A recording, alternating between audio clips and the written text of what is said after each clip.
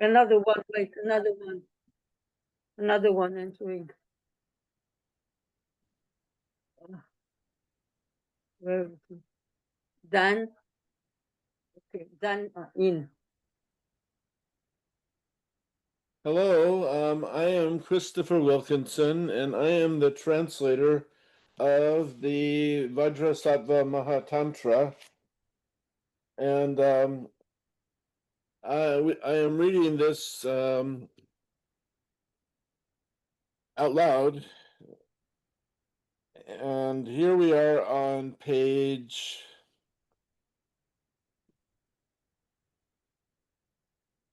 we're on chapter 34, which begins on page 273. Explaining the purpose for the analogies that exemplify awareness.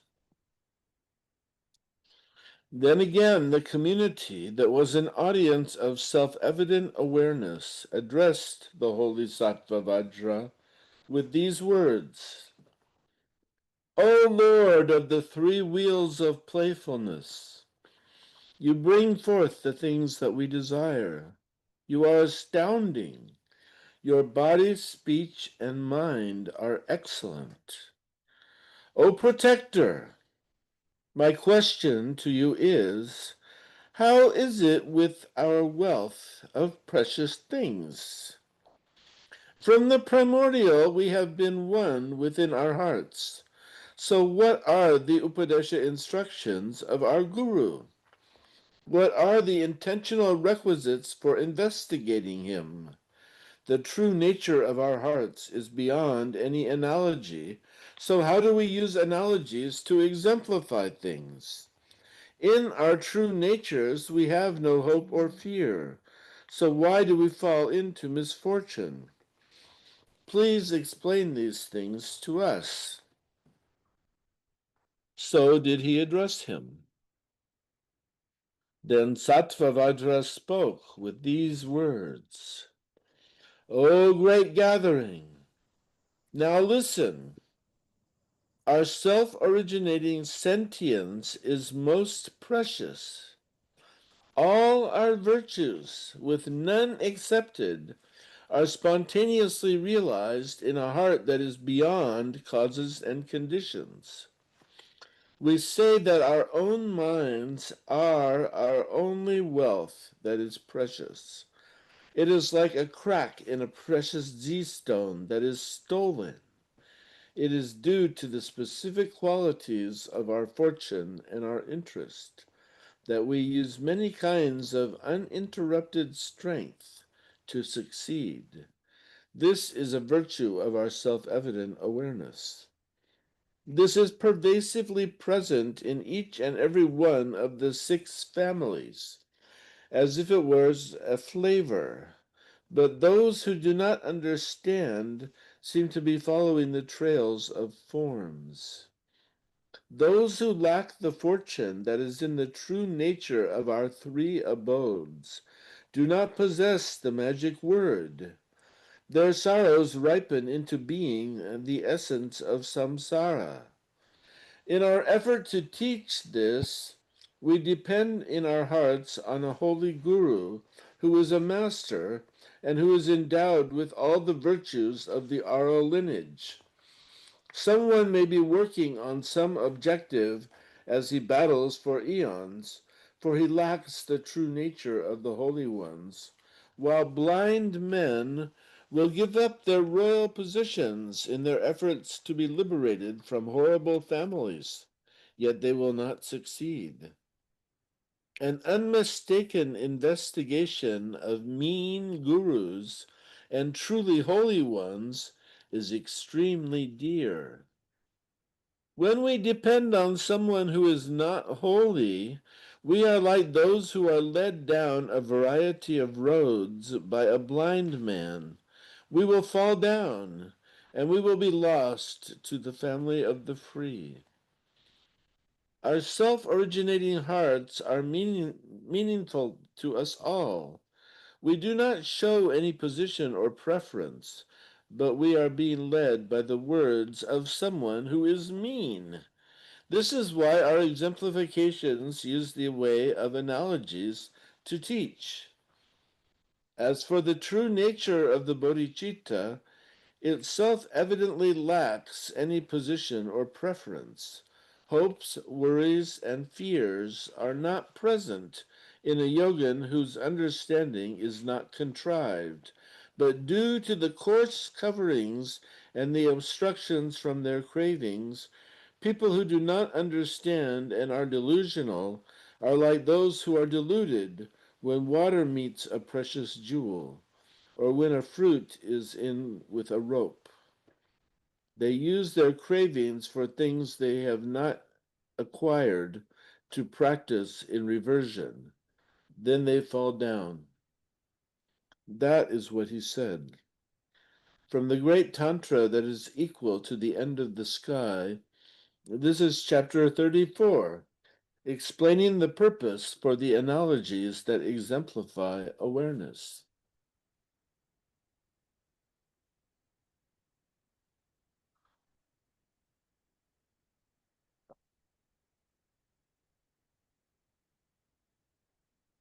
Chapter 35, page 277.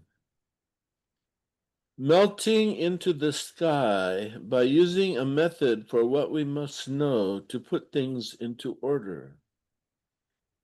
Then that self-evident community, that audience in its playfulness, addressed Sattva Vajra with these words: You hold the treasures of all the victorious ones.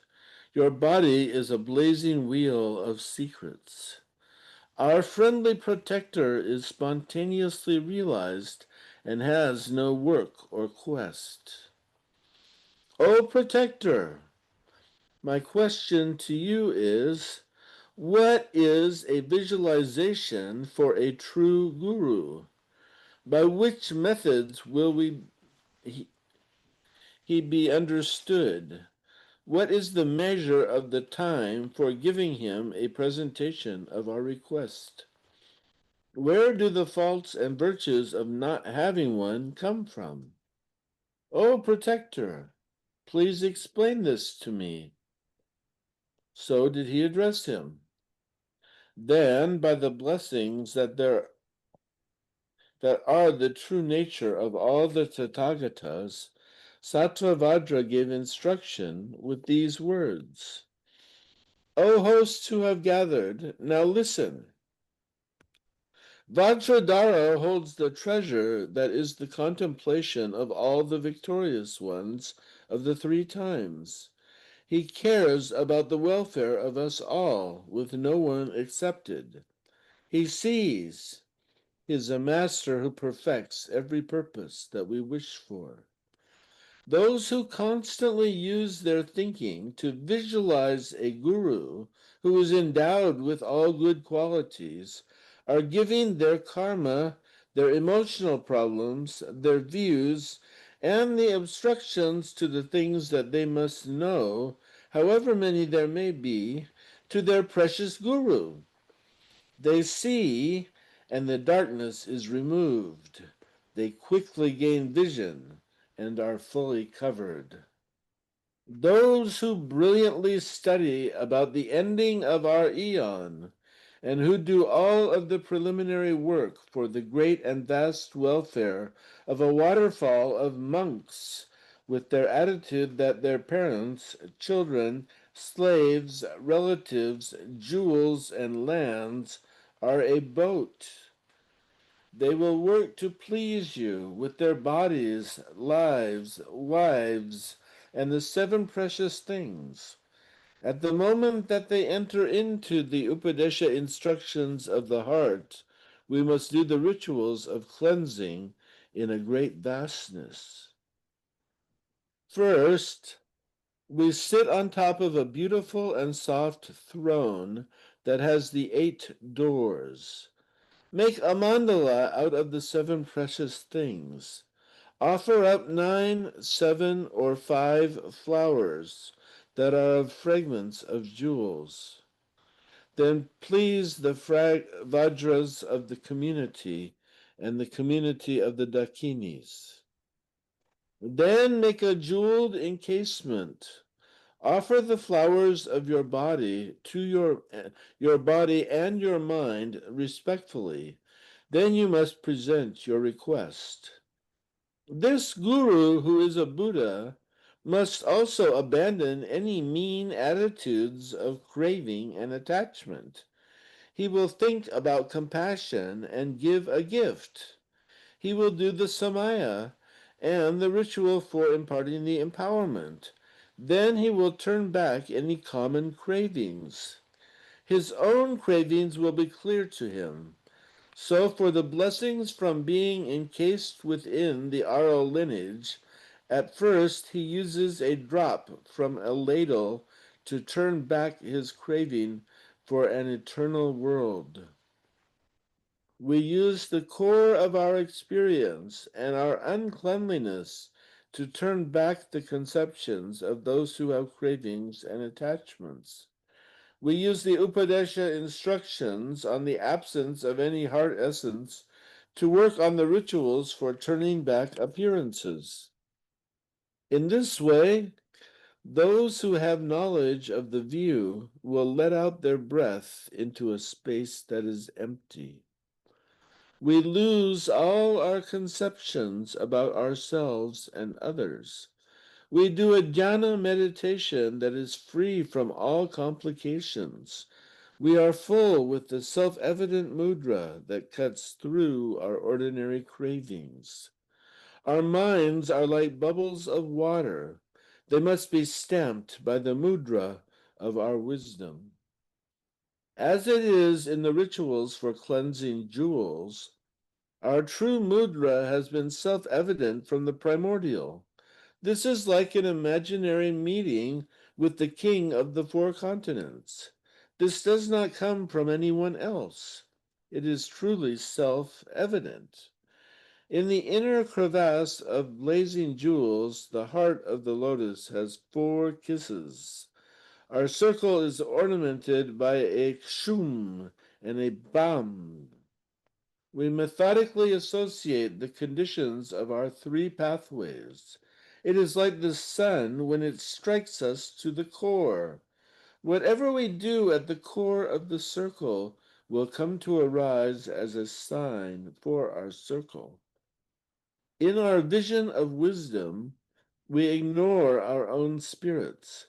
This is the very thing that measures into great bliss, that matures into great bliss. We teach that thusness is a great freedom from limitations. We use the external, the internal, and our own minds to project, to condense, to abide, to teach, to cleanse, to investigate, to count, and to throw things into the sky. We use the Upadesha instructions on the winds that blow to teach their abilities to the excellent, the mean, and all the rest, so that they will succeed. We elucidate their connections and obstacles. They must be developed with a supremacy that reaches the end. We teach whatever it may be that will train someone about something.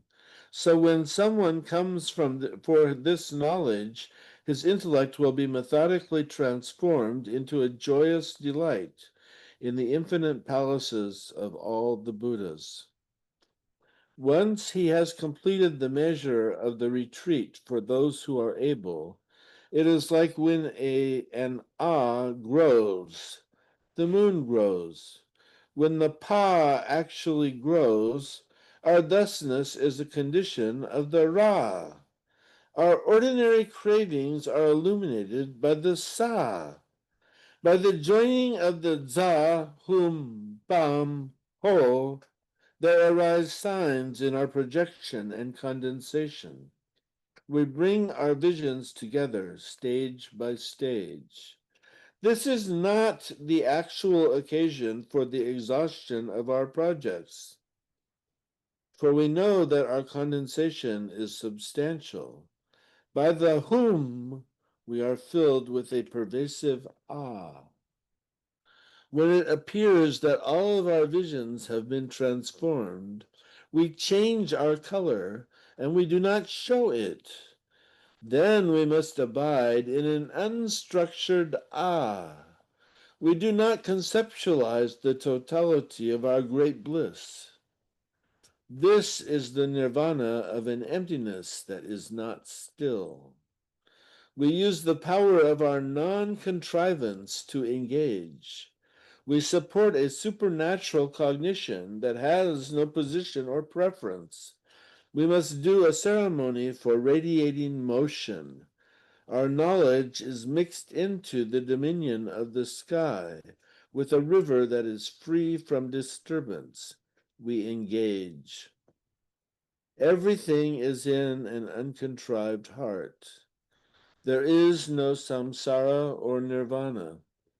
Even the true nature of a great circle is like a king who has lost his methods. It is due to the loss of the Upadesha instructions of the Ara lineage that those who crave for misunderstandings will fall, while those who understand thusness will go on to the other side. We see that the abyss is a heart of wisdom.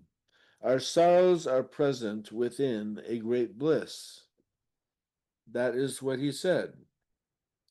From the great Tantra that is equal to the end of the sky, this is chapter 35, melting into the sky by using a method for what we must know to put things into order.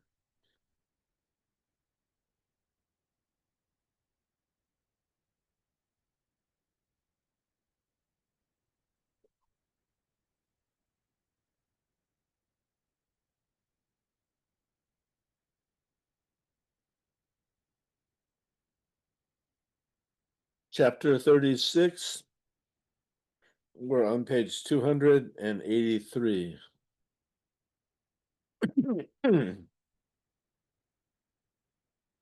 Using self-luminous awareness as a topic for our explanation.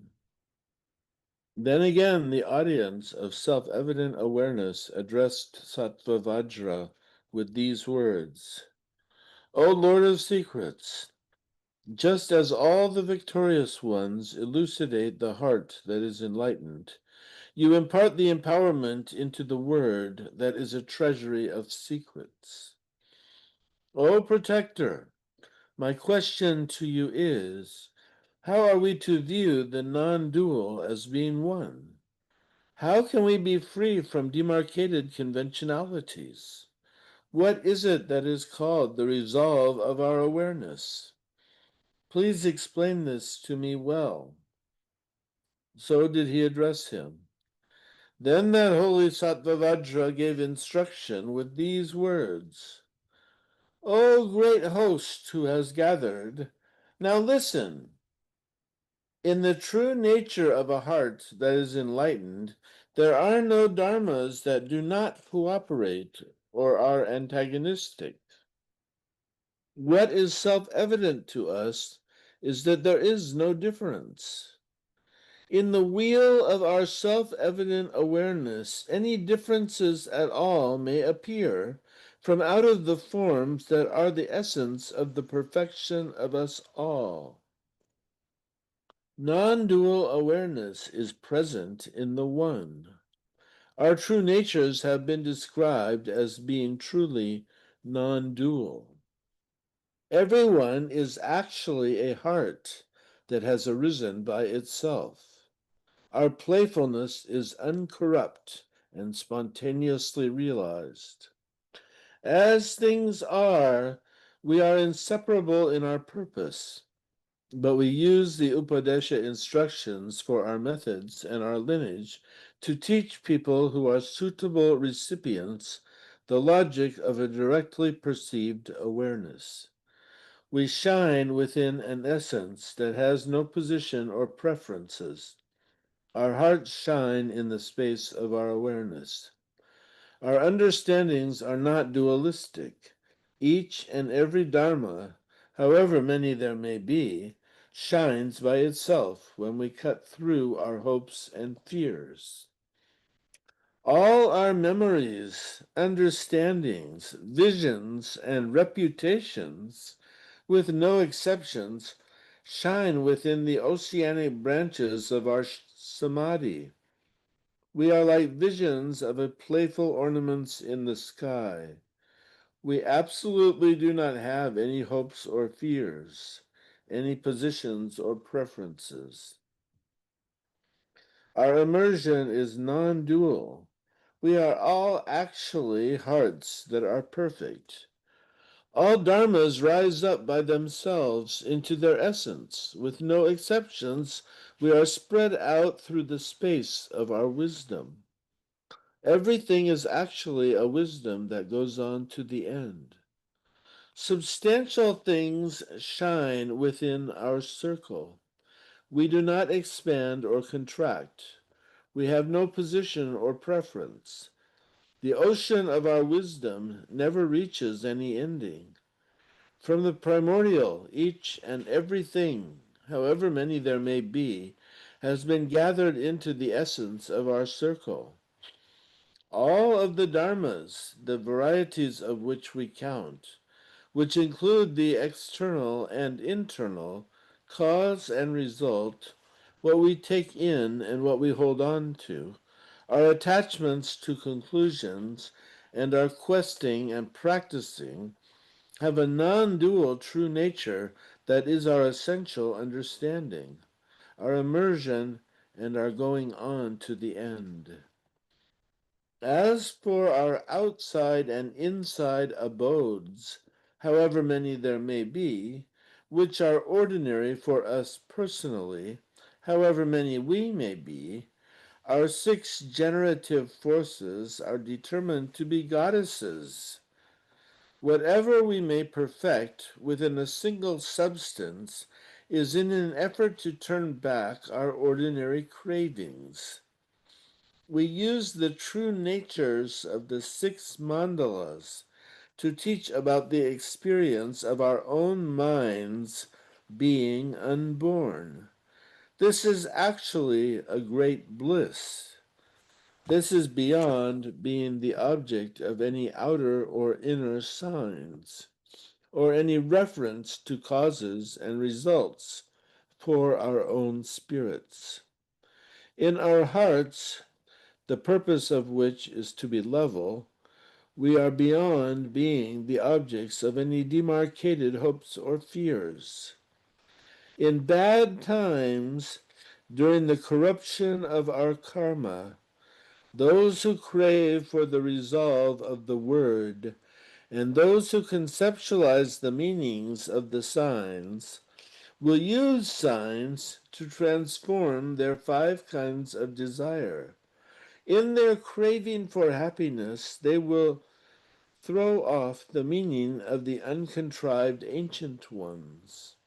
They will take the blissful delight there is in signs to be primary. Then they will be like those who crave for there to be gold in the rocks. They will use their own symbols for a reverted yoga. They may meditate for an eon that touches on the end of the sky, but they will not get any rewards.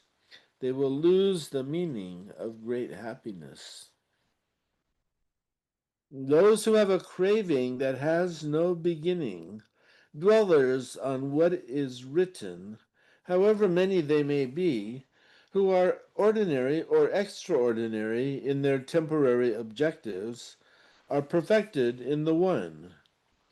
They really do see the clear light of emptiness, which is beyond any understanding of objects that uses signs. As for the playfulness that comes from this, it is like a painting of the ocean's waters. It becomes clear in just a single instant. Everyone knows that we have no hopes or fears. This is the resolve of an uncontrived purpose. Those who are fortunate must know this. All of the Buddhas, however many they may be, actually do teach a river of the ambrosia of their bodies, speech, and minds, They use a contemplation on the blessings of compassion, which is the purpose of our understanding of the oceans of the victorious ones. The children of the victorious ones have a direct perception of awareness and have methods for yoga that are secret. They use their connection to the Aro lineage. This is explained to be a resolve for the methods of our spirits. Those who lack any resolve toward an uncontrived objective use understandings and practices of their own personal craving. They teach their own viewpoint in which their superiority is the highest. They practice debauchery in the dharmas of the five kinds of desire.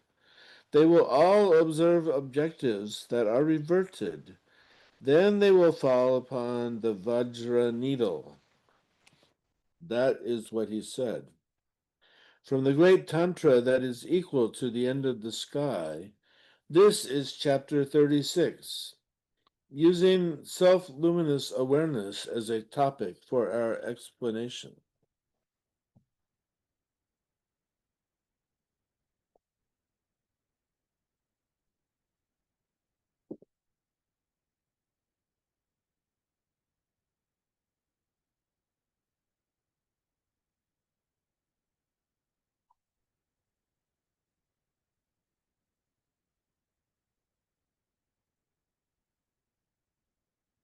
Chapter 37, page 289. Explaining empowerments that are contrivances. Then again, the audience of self-evident awareness addressed Sattva Vajra with these words. Chemao, the self-evident blessings of all the Buddhas are most astounding. The various inhabitants of non-duality are corrupted due to the various conditions of their delusional ideas. Why are they obstructed and delusional? What are their methods and yogas? To be specific, how do we use our understanding and how do we engage in a purpose that is not contrived? I beg you to explain these things fully. So did he address him. Then that holy Sattvavajra gave instruction with these words. O great community who has gathered, now listen. The true nature of all the dharmas is actually a heart that brings everything, with no exceptions, together.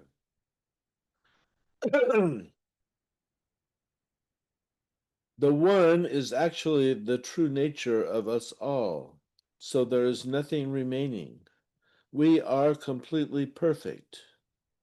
Moreover, those who are on the level that turns away from its own conditions and who have lost the meaning of the ambrosial oral lineage use reverted conceptions that cling to positions to develop on and be delusional about their uncontrived hearts.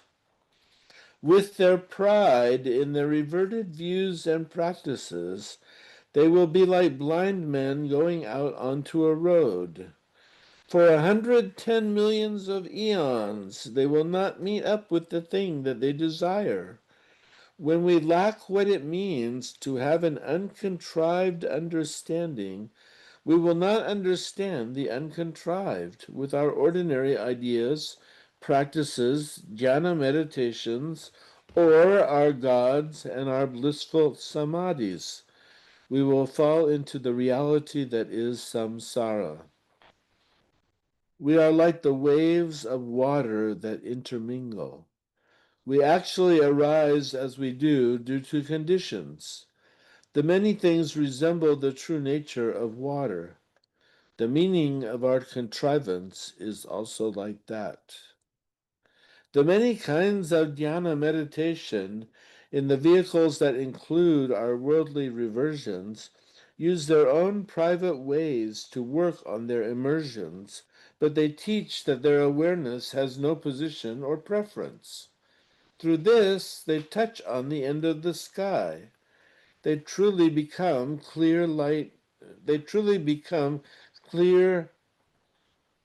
They truly become Vajra clear lights. Everything on the outside or the inside is impermanent. Our sorrow includes the river of our diseases. External and internal selflessness is a mind that is empty. We do not visualize any individual parts, so we turn back our cravings for the world.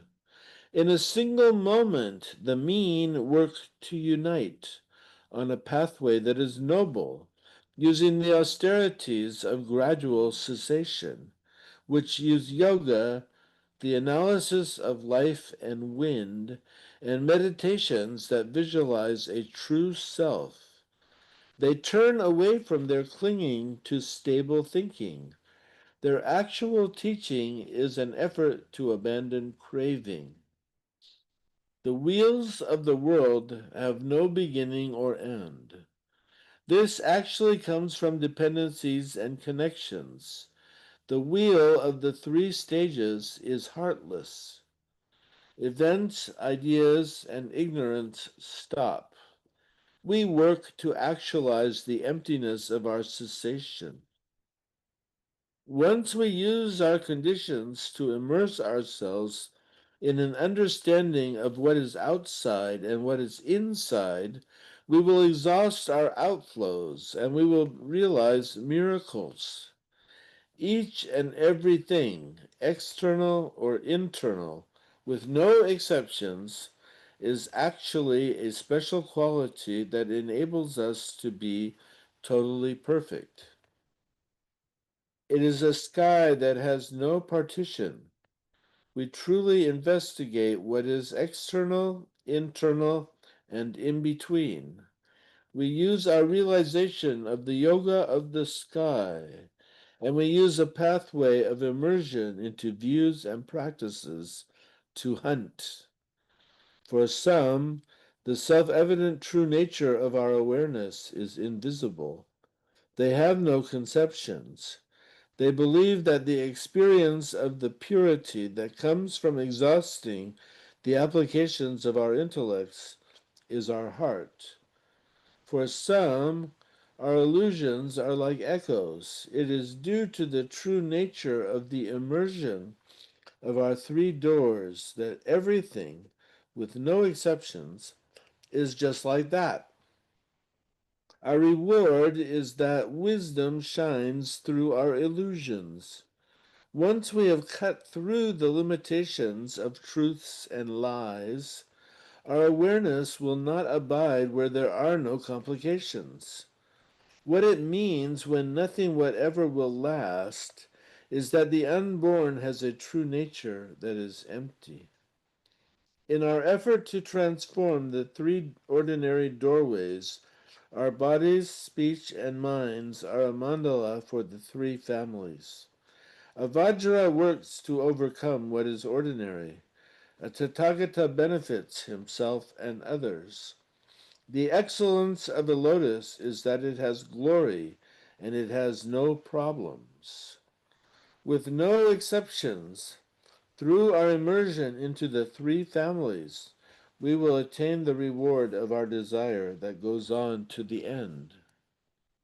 Those who cling to the limitations of both of them, who use their own unique reality as a pure foundation, acquire empowerment. To immerse themselves in the apparent world, they use recitations and discussions on the bodies, speech, and minds to get into the line of the family holders who are clean.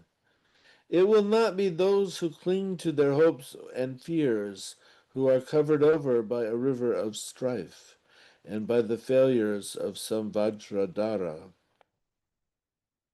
That is what he said. From the great Tantra that is equal to the end of the sky, this is chapter 37, explaining empowerments that are contrivances.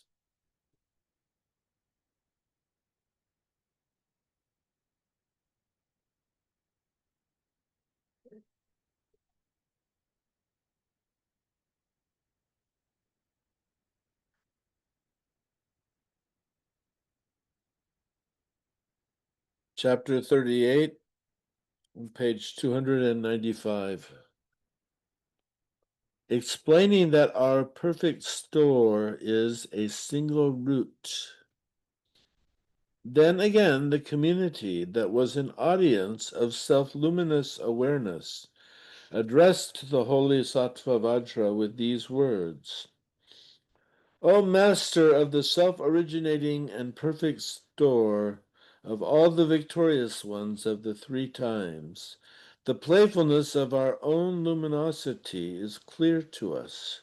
It is the basis for the arising of every teaching, with no exceptions. O Protector, my question to you is, from whence does a perfect store arise? What does our need for an essence come from? What is an understanding of thusness like? O great man, I beg you to explain.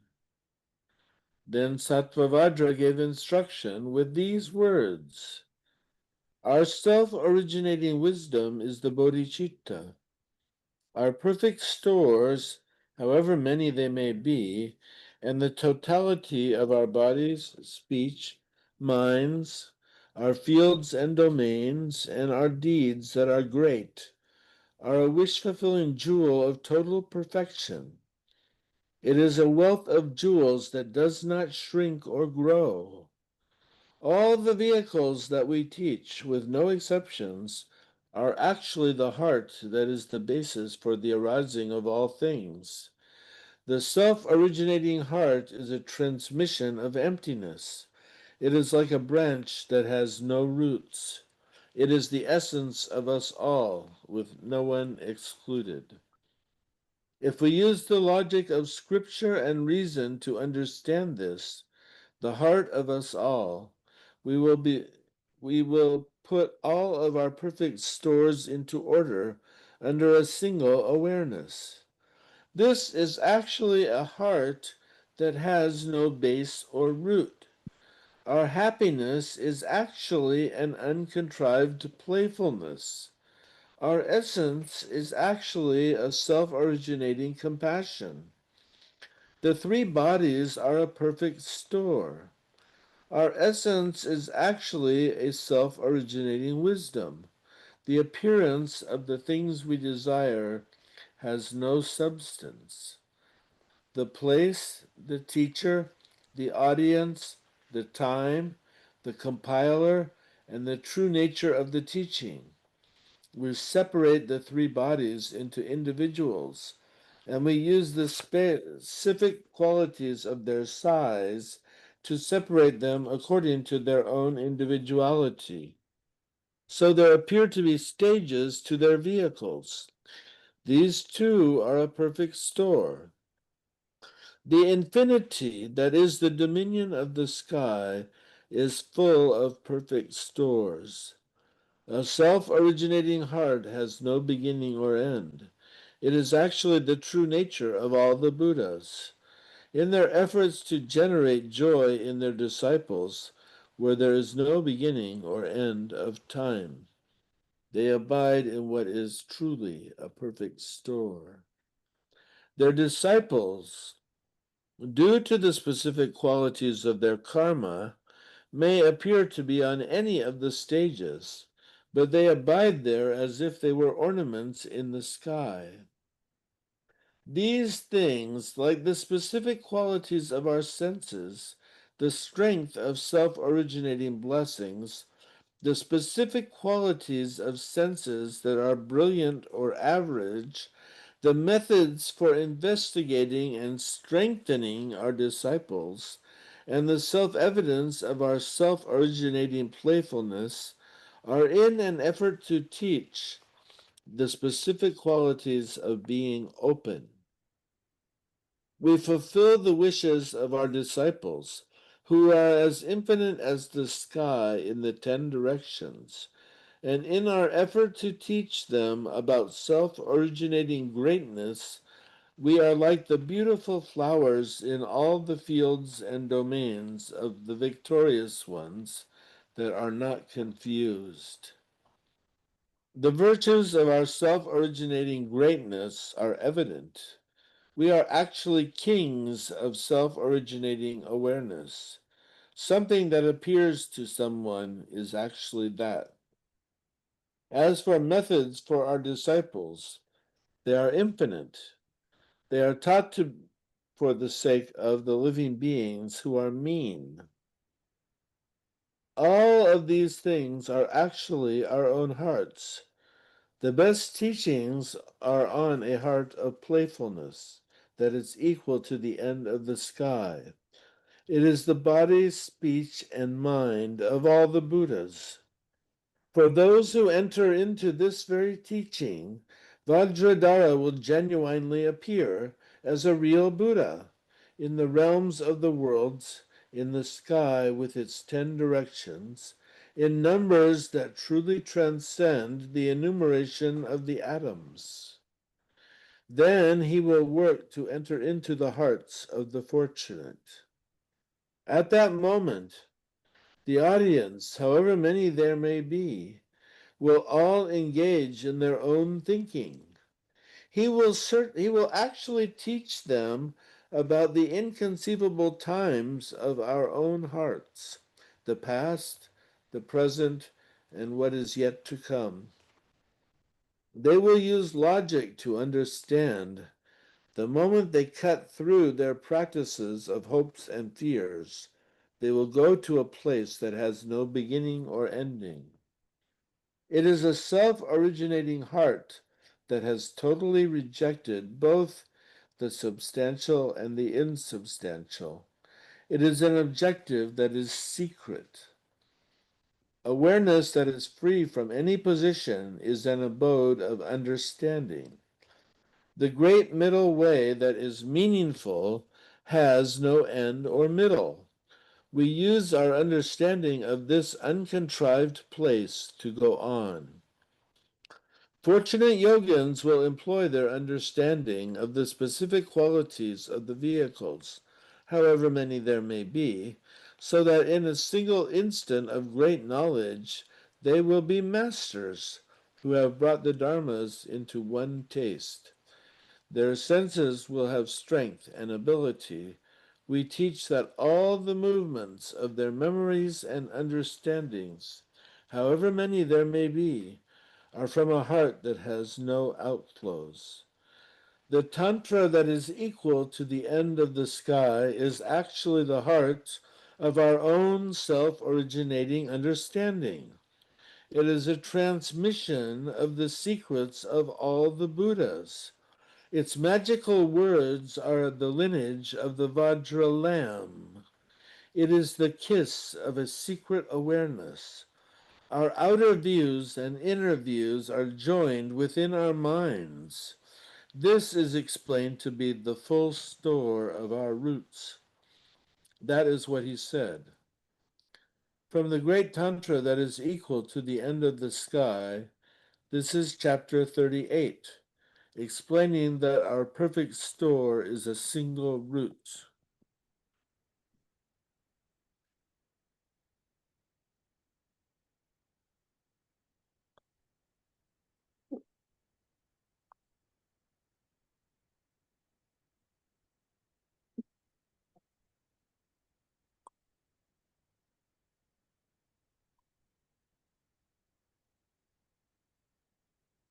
Now we're on chapter 39,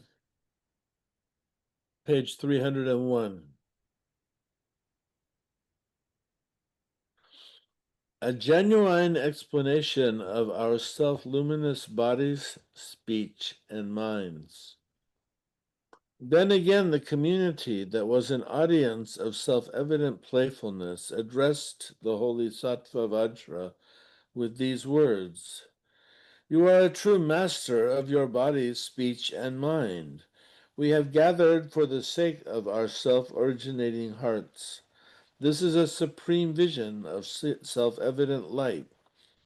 O protector, my question to you is, what is a self-luminous body, speech, and mind?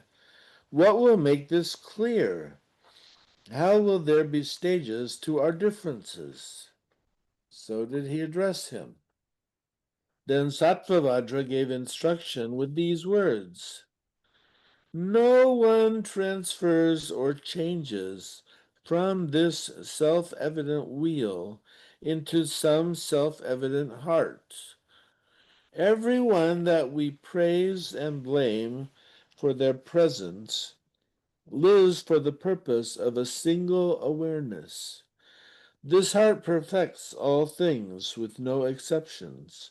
It is the root of our bodies, speech, and minds that abides, understands, and goes on to the end.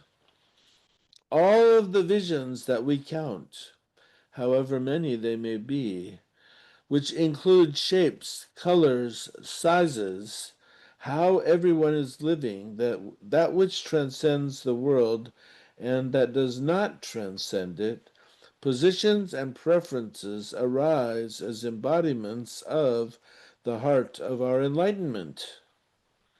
As for the true embodiment of the bodhicitta, our awareness is a body that has no position or preference. It is a wheel that brings everything together. The mandala of our awareness has no end or middle. This is a characteristic of our natural embodiment. As for the true speech of the bodhicitta, our hearts resemble the true nature of light. Everything arises as the true nature of our speech. Everything outside us and inside us with no exceptions. Dharmas that we discuss and that are famous, such as being finished and not being finished, are the characteristics of our self-arising speech. Our experiences, feelings, and knowledges, however many they may be, and all our memories, understandings, and movements are experiences of the unborn Vajra. Our awareness of all things is a heart that is a wheel. An awareness that is free from dualities is infinite. Our natural contemplations do not conceptualize anything. We are beyond the objectives of our self-originating cravings. The whereabouts of our teacher are infinite. By teaching the vehicles, however many there may be, to disciples who will never reach any end, those who do not understand this self-originating wheel will actually be at the heart of their bodies, speech, and minds. When there is no one to praise or blame, there is nothing to see. The fortunate are free from the dharmas of the world. The intellects of the mean are also attitudes that hold on to things that are reverted. Whatever the awareness of living beings may be, according to the rituals that came before, the great Vajradhara, who brings together all of the Buddhas, with none excluded, methodically teaches the blessings of awareness to all those who have a body, speech, and mind. It is according to how they understand these things that they are connected with every branch of the teachings. When we look to the outside at the moment we understand, we are liberated into the wheel of self-evident awareness. The abyss stretches forth into great wisdom. Our three doors blaze as our bodies, speech, and minds. We cut through all our hopes and fears. Everyone is like a mandala of the sky. We are beyond the thinking that moves as it clings to positions. The bodies and speech of us all are actually Vajras. We do not go anywhere. We are matured by our understanding. The reward that blazes by itself is our success at great bliss. For the fortunate, our hearts are the supreme and self-originating light that is in this Vajra body. This is a precious jewel that is beyond having any position. Our master perfects all purposes with a single word. He uses the lamp of a Vajra word to elucidate the things that have been hidden by 9 darknesses. Then, without any traveling, he mounts the levels in a single moment. We use intellects that are free from clinging to any position to look into the sky, which has no end or center. Our 3 doors are beyond any acceptance or rejection. We use a way in which we turn back our clinging to engage. The apparent world is a level of uncontrived bliss. We go to the other side in our true understanding. The number of the atoms in our body, speech, and mind that actually turn out to be difficult practices, the brilliant binding of our vows of austerity, and all the atoms of our bodies, speech, and minds, however many they may be, that arise from out of our strife and our retreats, touch upon the end of the dominion of the sky. The true mandala that is beyond any country is a heart that brings everyone together. When we understand these things, we will have gone to the end. Our limbs blaze like the light of the sun. Our compassion shines like the waves of the ocean. That is what he said. From the great Tantra that is equal to the end of the sky, this is chapter 39, a genuine explanation of our self-luminous bodies, speech, and mind. And that's how far we're going to get today.